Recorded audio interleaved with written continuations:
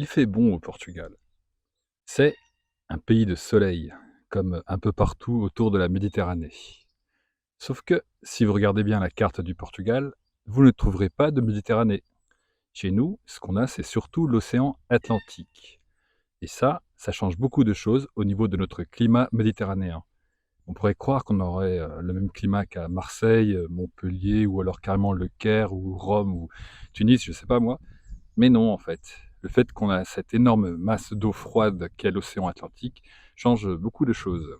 Nous avons, oui, comme partout autour de la Méditerranée, des étés chauds et secs et des hivers pluvieux, mais à température quand même assez douce. Il ne gèle jamais au Portugal. On a très très rarement des températures en dessous de 0 degré. Mais ce qu'il y a, c'est qu'à cause de l'océan Atlantique, quand on vous dit humide en hiver, c'est pas une vision de l'esprit, c'est vraiment, vraiment beaucoup plus humide. On a une humidité qui est plutôt océanique en fait, hein, comme l'océan Atlantique qui est juste à côté. Alors cette humidité-là est quand même assez exceptionnelle parce qu'en fait, nous avons plus de précipitations, plus de pluie qu'à Londres, Dublin ou Oslo. Ouais, ouais. Ça, c'est quelque chose qui surprend beaucoup les gens qui viennent par exemple à Porto, c'est d'avoir des jours, voire des mois avec de la pluie presque en permanence. Ça surprend beaucoup toute cette humidité-là parce qu'il y a beaucoup de Français, hein, des amis qui viennent ici en vacances et qui s'attendent à un climat de type marseillais. Ils sont surpris, surtout dans les mois d'hiver, à se prendre un climat de type breton. D'ailleurs, en rigolant un peu, je leur dis que Porto, c'est la capitale de la Bretagne du Sud. Et là, mes copains qui viennent au Portugal, ils connaissaient pas encore le climat du Portugal. Quand ils se réveillent le matin, ils me disent: mais José, mais c'est quoi ce pays-là? Il fait super froid en fait. Bah oui, mon pote, la nuit ici, il peut faire 15 degrés, alors qu'en journée, il fait 35. Ça fait 20 degrés d'écart, forcément. Donc, dès qu'on voit le soleil qui se couche ici, tout de suite, on rentre. On reste pas dehors en train de traîner. On va vite prendre un blouson, une veste, parce que sinon, on risque de tomber malade. Alors attention, hein, il fait 15 degrés la nuit, OK, c'est quand même bien, hein, mais bon, quand vous avez eu des 35 degrés toute la journée, c'est sûr que ça peut faire drôle. Mais rassurez-vous, vous avez beaucoup de pluie, mais il y a aussi beaucoup de soleil. On a les 2 dans le nord du Portugal. Et qui dit beaucoup de pluie et beaucoup de soleil, dit végétation luxuriante, dit arc-en-ciel, et toutes ces choses-là qu'on associe plutôt aux pays pluvieux. Qu'est le Portugal? Qu'est le nord du pays? Alors pourquoi je dis nord du pays? Parce qu'en fait, le climat du Portugal, il a beau être méditerranéen partout, il est divisé en deux, voire en trois.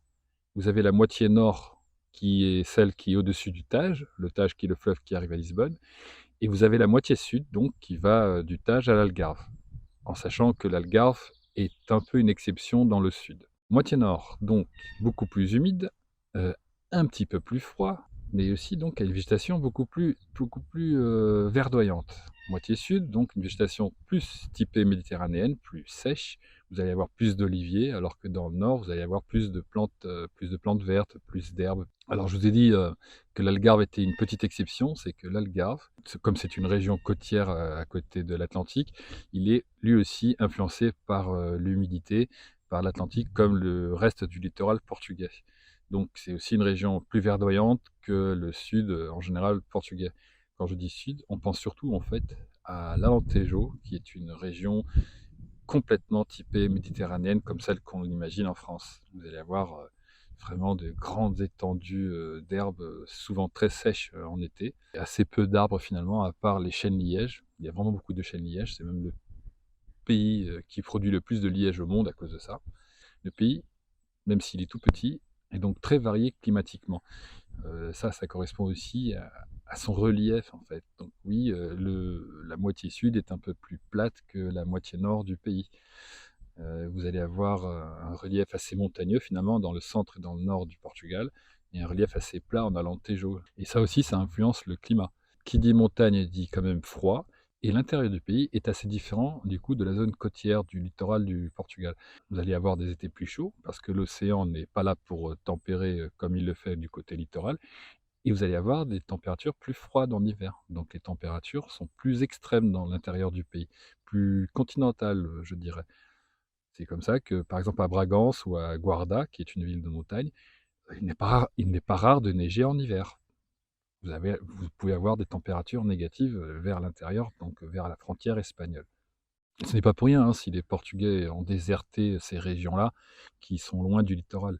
C'est parce qu'il est beaucoup plus agréable, climatiquement parlant, de vivre à côté du littoral, surtout si, le littoral non seulement il a de meilleures températures, mais en plus il a des terres plus fertiles. C'est plus facile de faire de l'agriculture dans les zones, où il y a beaucoup d'humidité que, à l'intérieur du pays. Alors cette humidité-là, elle ne se traduit pas forcément par de la pluie, comme celle qu'on peut voir en hiver, les longues journées de pluie qu'on a au Portugal.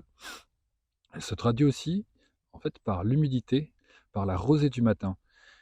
Si vous habitez une zone littorale, vous avez sûrement vu que le matin, hein, dès que le soleil se lève, vous allez avoir du brouillard très souvent. Et si vous avez du brouillard, vous avez aussi souvent de la rosée. Les plantes, tout est très humide, tout est, arrosé avec, l'eau du matin. Pourquoi? Pourquoi cette rosée-là? Parce qu'il y a une très grande différence de température entre les journées chaudes et les nuits qui sont souvent très fraîches.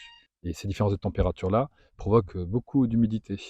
Mais cette humidité-là, cette rosée du matin, ce brouillard, parfois très épais, hein, même pire ce qu'on peut avoir dans l'Angleterre, ne dure jamais très longtemps. Très vite, le vent disperse le brouillard, très vite le soleil disperse le brouillard aussi, et à une période d'humide et de brouillard se succède une grande période d'ensoleillement. Nous avons la chance, surtout dans la moitié nord du Portugal, d'avoir les deux. Donc oui, il pleut, oui, il y a beaucoup de brouillard, mais en même temps, on a un ensoleillement extraordinaire.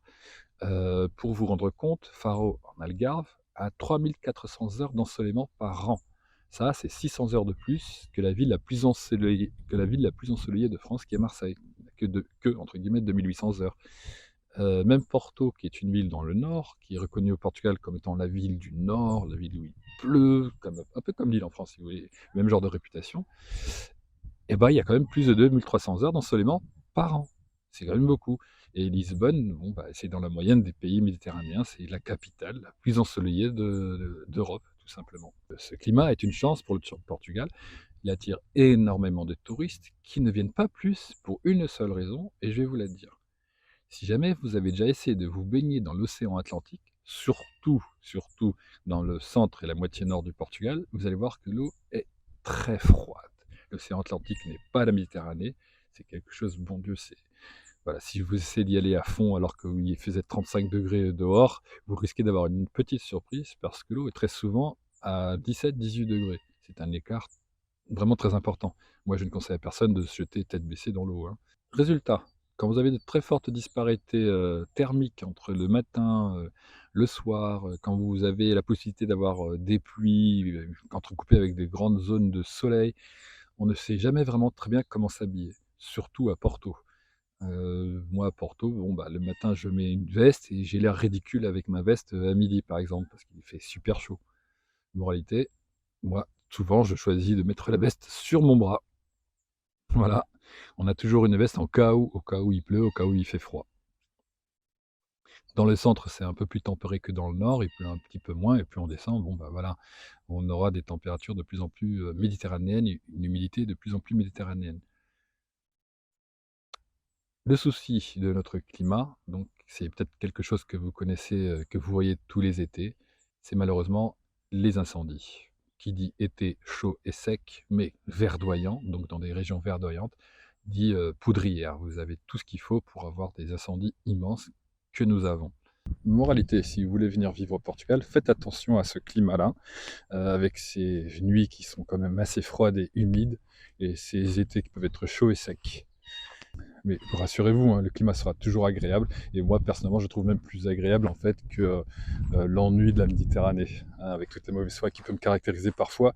Mais c'est bien aussi d'avoir un petit peu de froid de temps en temps quand même, parce que ça nous permet d'avoir cette humidité-là et d'avoir cette végétation-là verdoyante. Et moi, si j'ai pas de jolis arbres autour de moi, je déprime.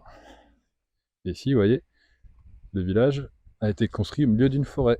Et ça, pour moi, c'est super important. Voilà, avoir le meilleur des deux mondes, avoir la campagne avec des forêts, avoir la végétation, de l'herbe verte, avoir la plage pas loin, avec l'eau un petit peu froide, mais on s'habitue. Pour moi, le climat portugais, c'est l'un des meilleurs climats au monde, vraiment. Avec une petite dose de chauvinisme, mais s'il y a tant d'étrangers qui viennent ici, c'est pas pour rien. Salut!